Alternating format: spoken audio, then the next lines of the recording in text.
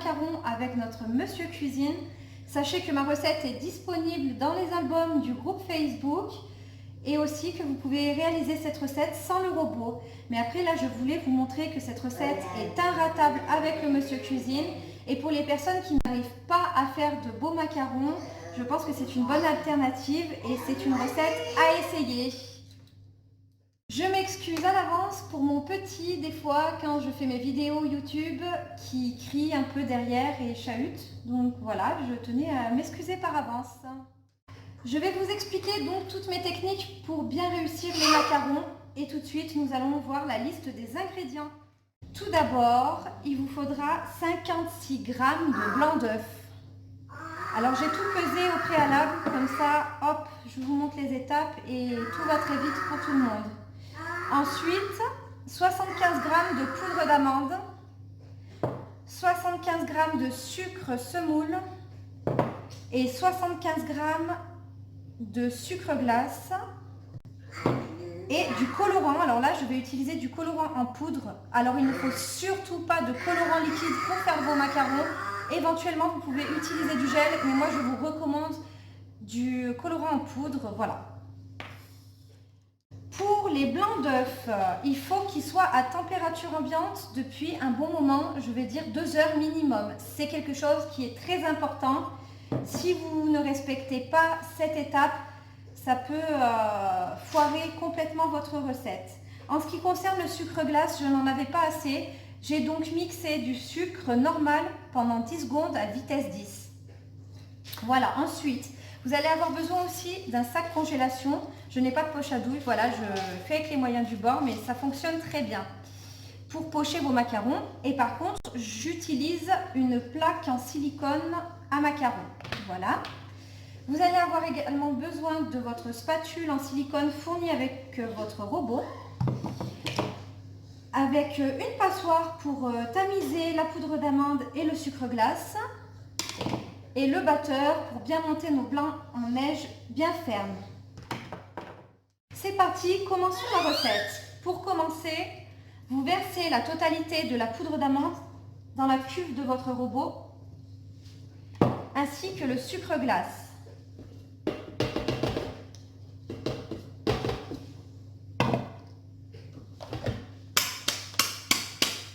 Voilà.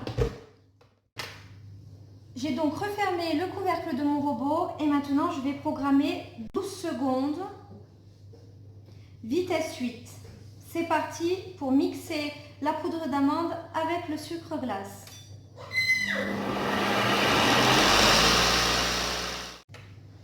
Vous versez donc le mélange poudre d'amande et sucre glace à l'aide d'un tamis pour tamiser dans un saladier. Et ensuite, nous allons réserver de côté cette poudre.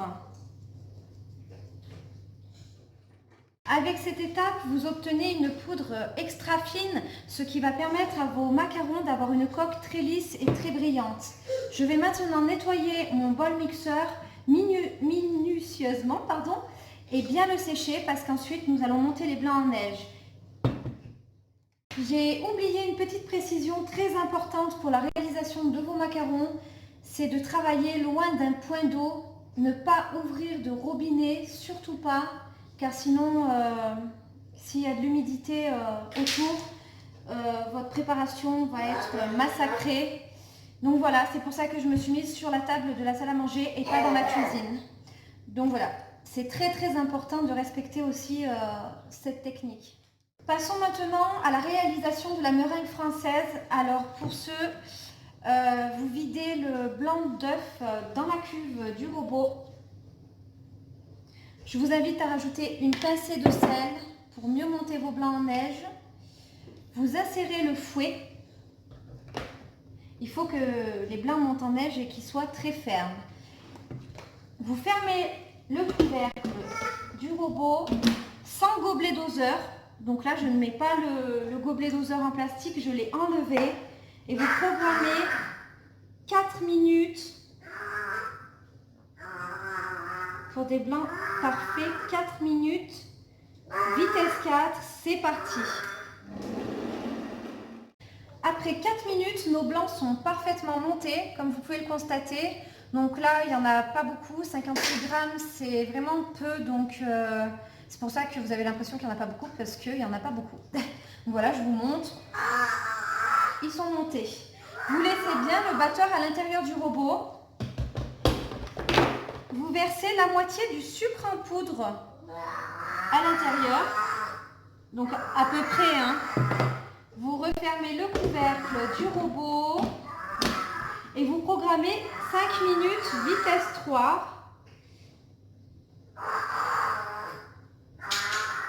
pour monter donc cette meringue française. C'est parti. Et au bout de 2 minutes, nous allons mettre le restant de sucre par l'orifice du couvercle. Alors les 2 minutes sont passées, le robot tourne encore, je verse le restant de sucre par l'orifice du couvercle.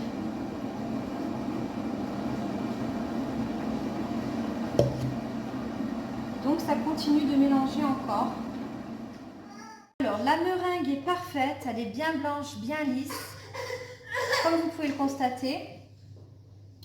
Ensuite, ce qu'on va faire, c'est qu'on va insérer le colorant en poudre dans le mélange poudre d'amande et sucre glace. Donc je vais en mettre un petit peu, pas besoin d'en mettre beaucoup quand c'est en poudre parce que ça colore énormément. Alors si vous utilisez du colorant en gel, je vous conseille de le mettre directement dans la meringue à cette étape. Voilà, donc maintenant je mélange un peu avec une cuillère.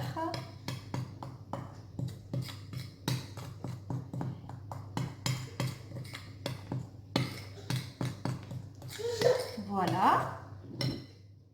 Je tiens également à vous préciser que la qualité de vos colorants alimentaires feront la qualité de vos macarons. Si vous prenez des colorants en poudre ou en gel de mauvaise qualité, vos macarons risquent de craquer à la cuisson et de ne pas être très jolis. Alors je vous précise aussi que je travaille depuis tout à l'heure, depuis que j'ai monté les blancs en neige, sans le gobelet doseur en plastique, hein, juste simplement avec le couvercle. Voilà. Donc à cette étape, nous allons verser la moitié de la poudre d'amande ainsi que du sucre glace dans la cuve de notre robot. Donc c'est pareil, c'est toujours du à peu près, hein, mais la moitié. Et nous allons programmer notre robot 2 minutes 30, vitesse 3. Alors là, on va procéder au macaronnage. 2 minutes 30, pardon, vitesse 2, c'est parti. Les 2 minutes 30 sont passées. Vous versez donc l'autre moitié de poudre dans votre robot. Là, c'est l'étape finale du macaronnage. Et là, vous allez remuer pendant 1 minute, vitesse 4. Il faut que la poudre soit bien écrasée contre les parois du bol. Alors, 1 minute, ça suffit. Vitesse 4. C'est parti. Donc, après 1 minute de plus, voici la pâte que l'on obtient. Il faut que lorsque vous soulevez votre pâte avec votre spatule, ça fasse un joli ruban. Je vais enlever le fouet et je vais remplir mon sac congélation pour pouvoir garnir ma plaque à macarons. J'ai donc rempli mon sac congélation. J'ai fait un trou avec un ciseau et maintenant je vais pocher ma plaque à macarons, pardon. Donc normalement avec cette recette vous pourrez faire environ 26 coques à macarons, donc 13 macarons parce qu'il vous faut 2 coques pour chaque macaron. Donc là vous pochez de cette manière tous les ronds. Alors j'ai poché tous mes macarons. À la fin de cette étape, très important, vous plaquez la plaque sur la table. Ça va permettre aux bulles de remonter à la surface et vraiment vous aurez des coques bien lisses. Alors là, je vais laisser croûter mes macarons et je vais vaquer à mes occupations. Je vous donne un conseil, c'est de ne pas nettoyer votre bol mixeur et vos matériaux de cuisine maintenant parce qu'il ne faut pas que les macarons soient en contact avec de l'eau ou à proximité.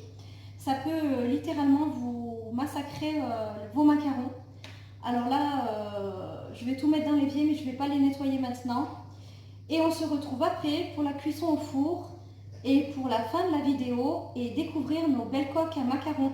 À tout à l'heure. Cuisson. Alors comment savoir s'ils ont fini de croûter? Très simple, vous lavez bien les mains et avec votre doigt, vous touchez le dessus de la coque. Si ça colle, il faut laisser encore croûter. Et si c'est sec et que ça n'abîme pas la coque du macaron, vous pouvez préchauffer votre four.